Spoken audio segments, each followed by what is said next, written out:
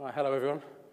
We're going to get started with the last session this afternoon now. So, Alan, who was going to speak, is unable to make it, so we've got an even better replacement. Joe's going to come and do that talk on his behalf. So, Joe, I'll pass over. You can introduce yourself and get going. Thank you. All right. Afternoon, all. So yeah, unfortunately, Alan couldn't make it today due to a slight flight issue, which we all have. So yeah, bear with me as I fill in. So we'll be going through our sustainable systems today, which work in partnership with our fantastic laundry partners, Ellis. And we will be showing you how we get to that next level clean. Obviously, we'll be showing you a fairly new but slightly old system. These are the current companies that currently we use. And obviously, this sort of proves our validation periods, our system periods, and also our new innovation periods. And these are what our customers ask us to produce every year, and this is what we do. So, as I was saying before with Ellis, what we're able to do is take the mop, take it through its turns, pull it out if it's got any damages on it. And what this means for the end user is they don't actually have to do any of their thinking themselves in terms of the quality of the product. All of that's taken care of, so you don't have to do any repeat orders, things like that. It just ticks over nicely. Obviously, we've got a big corporate responsibility that comes into our sustainability footprints, our hand footprints. So not only as Freudenberg as a big group and the leader as a separate entity, we do a lot on the footprint and the handprint of our products, but also the systems that we put into them. So, of course, back of house, we're doing a lot of work to make ourselves as sustainable as possible, but we're doing a lot of work on not only the products that we're pushing out, but the systems that we push. And that's very important because there is a lot of products out there that are slightly being greenwashed, but if you don't, I'll give you a key example. If this is going into a black bag, it breaks the system. A compostable cup, it doesn't work that way. So it's all about the system that you use in conjunction with the sustainability products. So our core focus is on the pharmaceutical and medical device facilities, ESDs. And obviously, most of you should be aware by now, but there is quite a hefty update from the new Annex 1. So we'll be going into that and explaining how our mechanical cleaning proves the disinfection, separation, and the cleaning.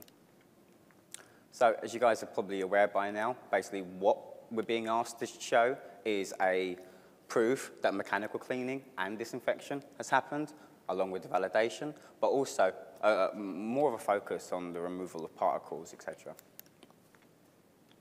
Cleaning. Cleaning is a part that's been missing for some time now. Just to give you a silly example, if there was a fly on this table and I caked it in disinfection, yes, it is disinfected technically, but the fly's still there, the fly's still visible, so how have I cleaned it? I haven't. You have to prove the mechanical cleaning part and the disinfection.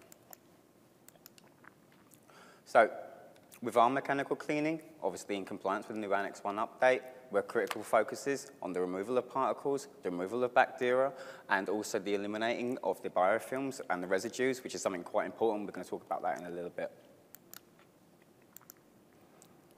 So apparently both of these are clean by today's standards, and what you can see is that obviously one is and one is not. What we're looking at here is a build-up of the residues and disinfectants, okay? So these are biofilms that sit on the windows, sit in all your areas, but on a window it's really easy to see. But if you used to do the same, if you had a transparent floor or wall, you would see exactly the same thing, because this is the build-up. And that build-up's happening because the mechanical cleaning hasn't happened, and you're just left with the disinfection. With our microfiber, this is how we deliver the next level clean. You can see with the conventional fibers, those little dents in the top one there are, if you imagine like scratches in the surface, you can't get to them, whereas the professional bleeder CE fibers, they can get in there. And what it does is it creates like a sort of vacuum, if you can imagine that, the same way a vacuum at home works. It sucks it into the fibers themselves. And that's the difference with our patented products compared to others. What we also provide is a hell of a lot of evidence for what we are saying, what we're doing, all of our systems. So, on the micron-shrep, for example, these were achieved using just water, no chemicals. All right, it's just water. On the Evo Wipe, same. Even during COVID, we actually did the studies to make sure that it was virus-proof as well. So 99.8.6, and again, this is still just using just water, still no chemicals we're able to produce this with. And with all of our products, we have this validation for, and the proofs and the labs and the testing. So systems that maximize contamination control. Basically, the way our system works is you have 3 different zones, okay? And when you pre-dose, you'll end up with a mop that's obviously been wet, but it has 3 zones on the mop. So one of them is the pre-cleaning zone, okay? So this is the part that's the wettest on the mop. This is where it varies from different other systems. You normally only have one choice, which is to soak and then pour. And the problem with that is that you can't really tell what cleaner's using what compared to the cleaner next to them, for example. There is no standardization on it. With this, you have standardization. With this, any auditor, anyone tells you, how do you clean? How does it work? This is the proof in the pudding. So the main cleaning zone, which is in the middle, that's how we do the mechanical cleaning, and then the post-cleaning zone, the removal of the contamination itself. Through our teaching, we look at the 3 critical areas, obviously, and we basically are still going into sites, even today, where they're still going up, down, bringing particles from the floor all the way to the top. So we teach a figure of 8, and we have a different cleaning plan for everything that would be in a facility. We also do a lot of the planning and documentation for you guys. So, for example, if we were to come to your site tomorrow, we would have a look at the plans. We would be able to work out the square meterage of that plan. And then from that, we know the coverage of which each mop can perform at. And then from there, each area, or each zone as it were, would have a cleaning plan created for it on the basis of that, where each operative would actually know exactly the equipment that they would need for that room. And with it being pre-dosed beforehand, they don't ever have to go back at all. So it speeds up the cleaning process a hell of a lot. This is just a basic example of what a cleaning plan could look like, but as you can see, this just makes it really, really easy for an operative going into any area. They would know they have sterile, non-sterile, etc., what equipment they need, where it needs to go, what areas they use it in. We also do the QA and QC support. So we've actually created an SOP for our microstrep system, and you can obviously copy and paste this and draft it, but a lot of people just use this straight in because it's already been a validated system. It doesn't need any work on it, and it goes straight into your SOP. So we know that's quite a challenging area for controlled rooms, and this just helps that journey along a little bit. But again, obviously you can create your own.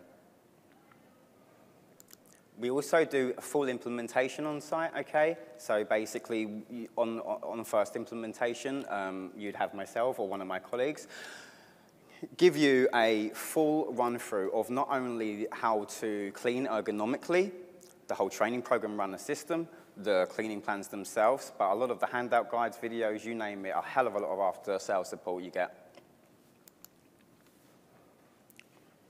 And these are just some of the examples of our teaching and the introductions that we do for the staff. They also do get a diploma as well once they've completed training, and this is something that we can go back and do because obviously we know the teams change quite often, but really what it is having the expertise of not only Ellis, but ourselves at the hand whenever you guys need us.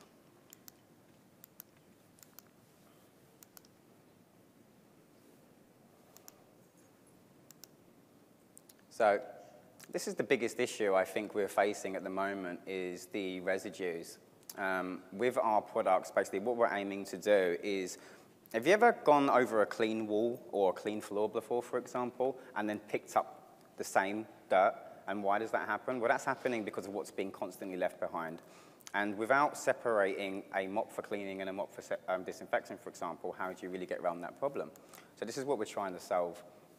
And the residues that we're able to prove that we can remove, obviously we will have validation for it, but I like to use the window example because it's a really clear difference to obviously some of the clean rooms you may already see and what they actually should look like. And by the 25th of August, they will have to look like the image on the right. They will not accept the image on the left. So we have complete solutions for the floors, complete solutions for wiping, complete solutions for the trolleys.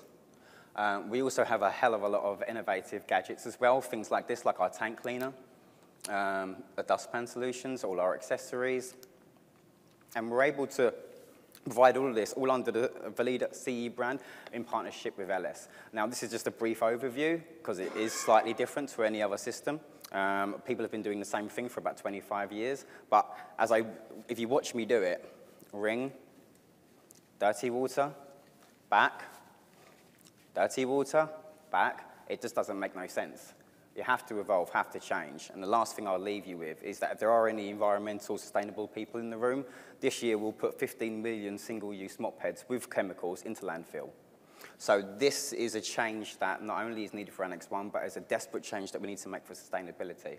And if anyone else would like any more information, I'm on A3, and I'm there all day tomorrow, and hopefully I'll see you guys with some drinks tonight as well. Do I have any immediate questions at all?